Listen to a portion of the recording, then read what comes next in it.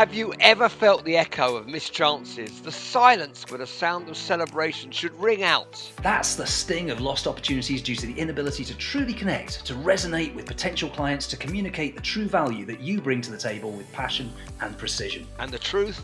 It's not the lack of service quality that hinders, but the absence of warm, compelling, and persuasive communication. These really are game changers, the secret ingredients to turning maybes into definites. And that's where we come in at Teachable Moments. If you're a lawyer, financial advisor, business consultant, accountant, trustee, director, sales leader, subject matter expert, or anyone else offering professional services, this podcast is tailored just for you. Time after time, opportunities are missed and businesses and careers stutter because of a lack of simple, teachable communication and negotiation skills. I'm David Solomons. And I'm Matthew Dashby-Hughes. Coming up in this episode, today we're going to be talking about coaching and mentoring and how we can help other people and how other people help us and have helped us throughout our careers and through our lives, and the importance of, I suppose, working with other people. There's an old phrase which is that if you want to go fast, go alone, but if you want to go far, go together. And so the power of having people in your corner. So David, from your perspective, I know you've done coaching, you've had coaching over the years, mentoring you've been involved in. What's the difference between coaching, mentoring, training, all of these different words that we sometimes use interchangeably? Coaching, there's purist coaching and coaching. In purist coaching, it's almost a case of saying to someone, assuming that the person you're coaching, the coachee, has the answer within them. So you're asking them questions. Did that work for you? Could you have done it a different way? So what happens if you do this?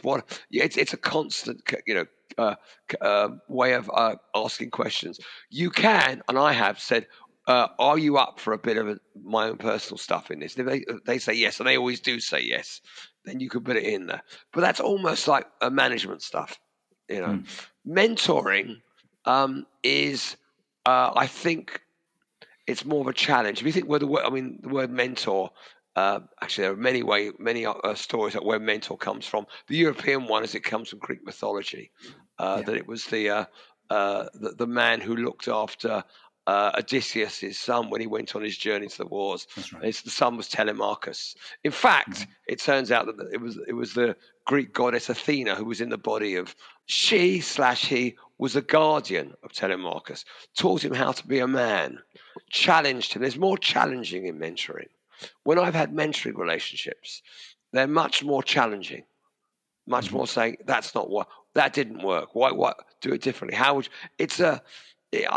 me, it's a more, if someone says to me they'd like me to be their mentor, when I set out the rules, we agree the rules, they have to accept it's challenging. By the way, that's only the European one. The African one's different. Go on, tell me the African one. No, well, the African one comes from the word supposedly habari gani mentor, which I forget which country, and it means the one who asks the questions. You know, the old expression about it takes a village to raise a child. Mm-hmm. Well, in that village, there is one person who the child has a direct connection with, and that is the mentor who asked the question.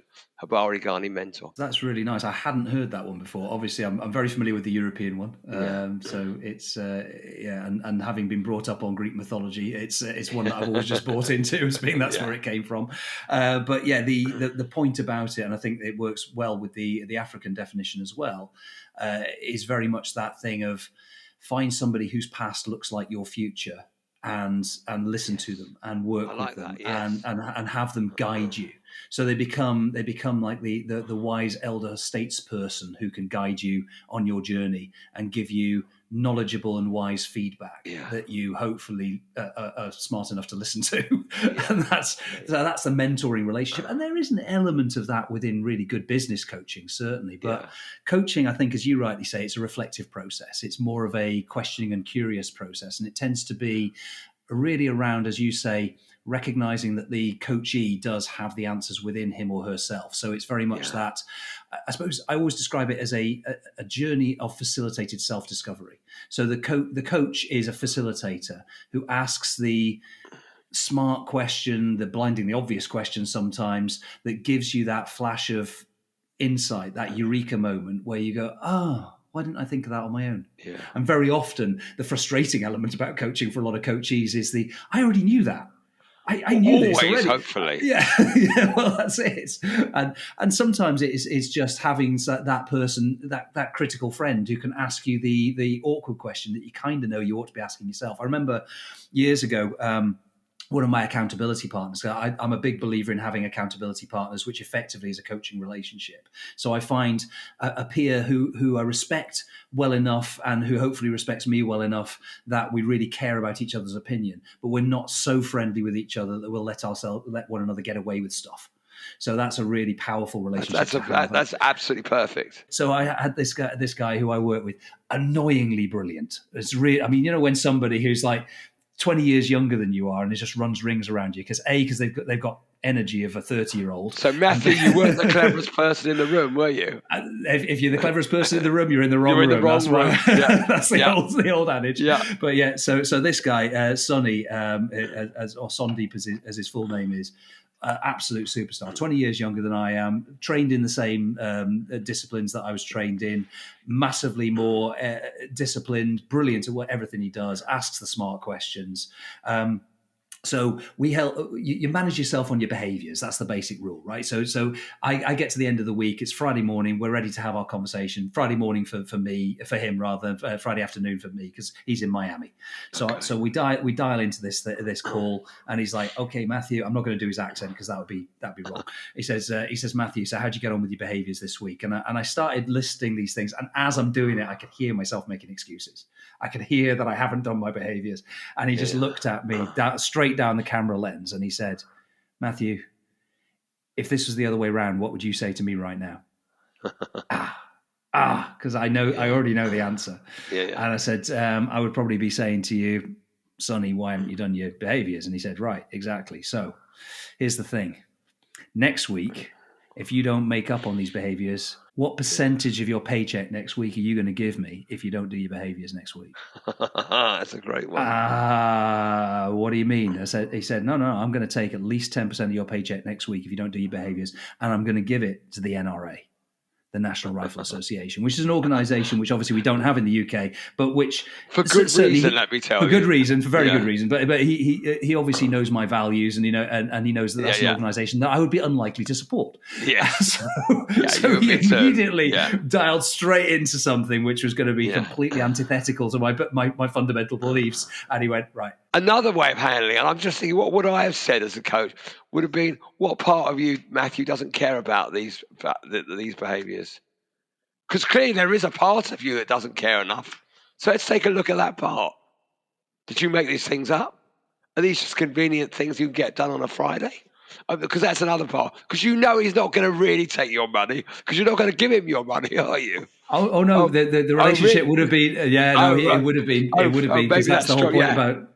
It was that. I mean, we'd been working together for 3 years at that point, so he knew exactly which button to press. But your approach is absolutely equally effective because you're going straight in on the guilt part of. Hang on a minute, I originally set this stall out here, and there was a reason why I set these goals. There was a reason why I said I was going to do these things every day.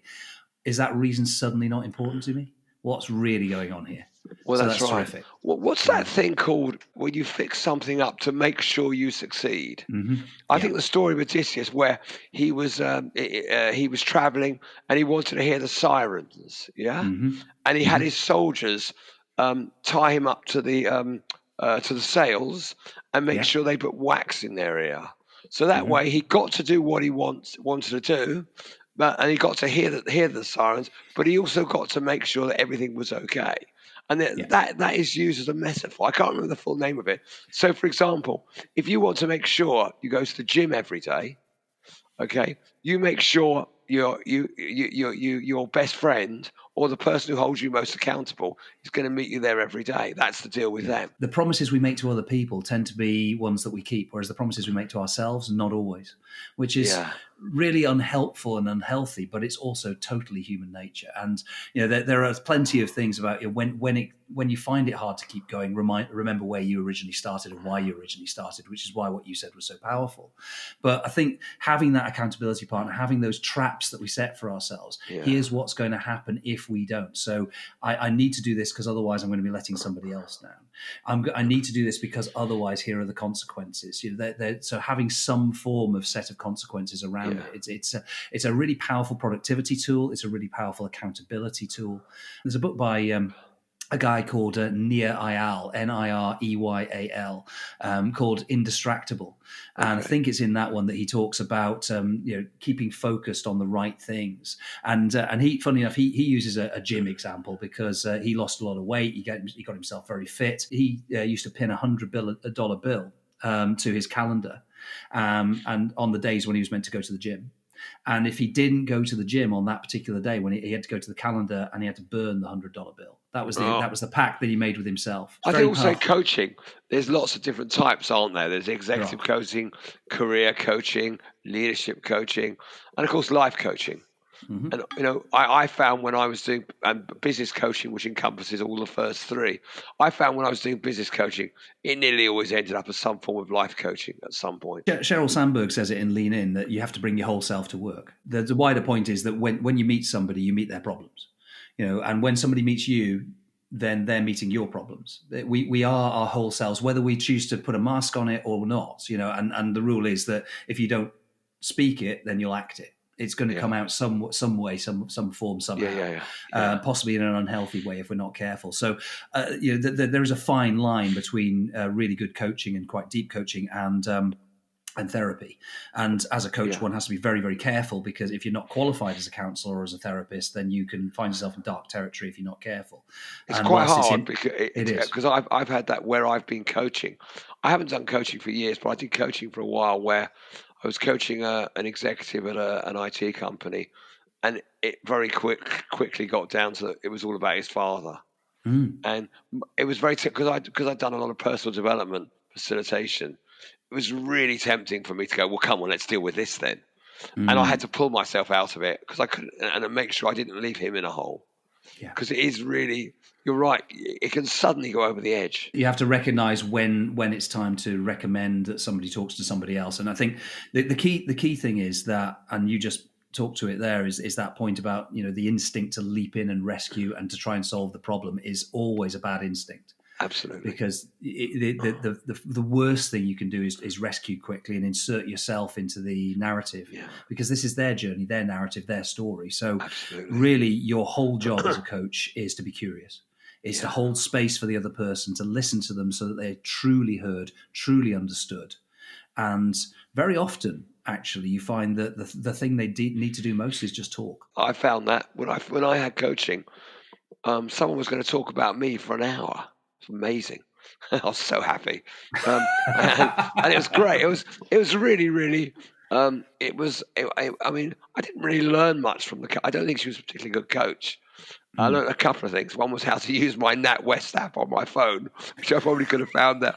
Another one told me to go to Toastmasters for public speaking, which I've done and I'm very involved in. So that's it. I didn't really learn. But the act of going each week and talking about what was going on for me, I think sometimes, if I'm honest myself, you can fall into that relationship where you don't really want their guidance. You just want to talk about what's going on in your life, because then they're totally emotionally uninvolved. So you can get some feedback. That's very true for a lot of people. We all have a need for connection and belonging, but we also have a need to be heard and understood by, I suppose, people who are objective and who are genuinely prepared to listen to what we're really saying, and recognize that actually it's not just the words that we say, it's how we say them. And you used a phrase many times on this podcast, which is listen for the story beneath the story.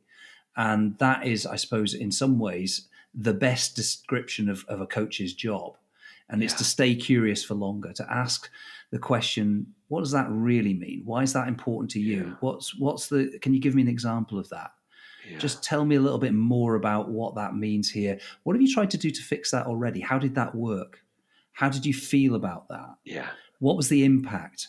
When you did it and you felt uncertain about it, what was the uncertainty? Where was that? And you listen to what they're saying and how they're saying it. Have you got any examples, I'm sure, because you've done a lot of coaching, of individuals that you've coached where you've seen changes in them? I'm hesitant to give any sort of very specifics because obviously there are There is a coaching contract of Of confidentiality. course. If I was to take an example of somebody who initially came to me ostensibly for executive coaching, and it was very much about, right, here's my practice. I've managed to grow it to X amount of billing, and I want to get here.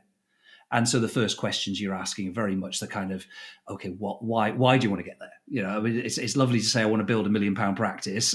Why?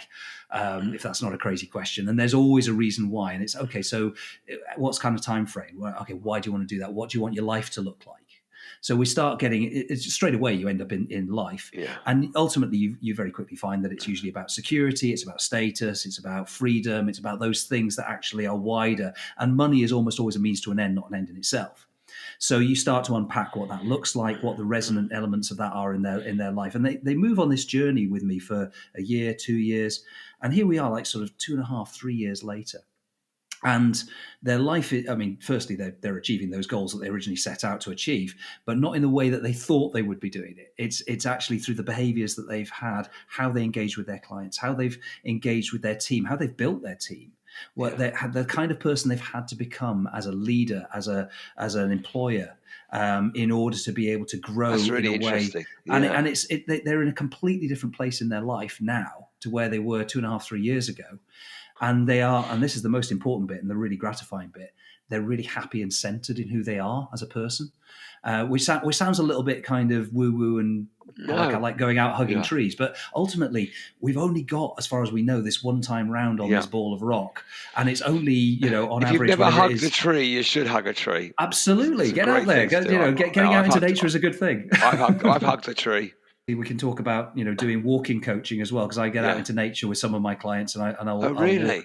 Yeah, it's really powerful. Getting out into nature, getting out into the greenery, and Oh, just well, breathing the yeah. air, but also doing a low cognitive load activity like walking means that actually you're freeing up some of the rest of your brain to do some talking.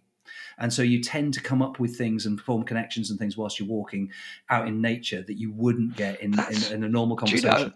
That's I didn't even know that, but of course because of where I live. I live down the south coast, and I'm walking every day, and Yeah, I get some of my probably all my best ideas whilst walking. Actually, yeah, me and the dog have a great conversation about it. He doesn't say much, but I know they're good ideas. Um, absolutely. but you're right; it gets you going, doesn't it? It does. It does. It's a thing. The other place you get great ideas, if you like most people, is in the shower. Again, it's a low cognitive load activity. Yeah, When you're just doing something that is automatic and is using autopilots, that yeah. all the stuff that's bubbling along in the bottom of your brain in the default mode network kind of Yeah. rises to the surface whilst you're doing a low cognitive load activity. It's a really good thing to do. That's really so. Matthew, if you were to say why you think what the general benefits of having a coach are, say in business to start with. The blinding flash of the obvious is the probably most important benefit that I've always had from coaching, and I've seen that with a lot of my coachees as well. It's that aha moment of, why the hell didn't I think of that for myself? And Yeah, of course, then you realize actually you did think of it for yourself. It just yeah, took some other person to yeah, ask you yeah. the nudging question that got me to realize it. And I think it's formulating your thoughts, aligning your emotions with your thoughts, stopping you from doing things as a knee jerk. I think that's a really powerful thing for me, because I'm quite a high energy, quite a fast forward motion Yeah. person. Certainly as a younger man, particularly, I could be quite reactive, and coaching stopped me being so reactive, and made me a better leader, certainly a better manager. To the extent that I've gained any insights into that, it's largely because of that reflective process. So Yeah. I think it makes you a more centered person. It makes you a more congruent, like internally congruent person, more authentic person. Helps you to show up and hold space for other people. Coachees tend to become better coaches, Yeah. which means they tend to be better managers. So in terms of becoming an all rounder, but also, I think, and this is again a very personal one, because one of the reasons why I first got coaching was because I like to be liked, and that Okay. is great until it isn't. Yeah. It's if you like to be liked to the extent where you become a people pleaser, even to people you shouldn't be pleasing, that's dangerous. It means that you don't manage people's expectations properly. You become overly chameleonic and sometimes disingenuous or even dishonest or perceived as dishonest because you're not saying the same thing to everybody. So you have to have an internal, I suppose, compass that means that you're saying Yeah. the same things. Mean what you say what you mean, but don't be mean when you say it, is what it comes down to. I've not heard the third one. Yeah, I like that. Yeah. Yeah. I think that's a great definition of kindness. Yeah. But Yeah. it helps you to achieve your goals. It helps you to define what your goals even are. Yeah. And we all have goals, even when we say we don't do goal setting. We do all have goals. We all have things that we want to achieve in life. Hopefully, we all have reasons why those things matter. Yeah. Recognizing and understanding what that means quite often takes a reflective process. So long answer, but hopefully that's helpful. No, it is. Thank you. Very helpful. Yeah. Good. So, I mean, I'm going to reflect it back to you and say the same thing. From your perspective, having done quite a lot of coaching, how's it helped you? I struggled with coaching. I think you're more patient than me. When I was coaching, I struggled with not saying, look, just do this. It's obvious. But I enjoyed the process. I really enjoyed it. I think I became selfishly, I became more knowledgeable about the business of the people I was coaching. I learned stuff. I love learning stuff. Yeah. So I really enjoyed that. It also did teach me some patience to wait and see. And I think the struggle as a coach for me is you just want them to get it.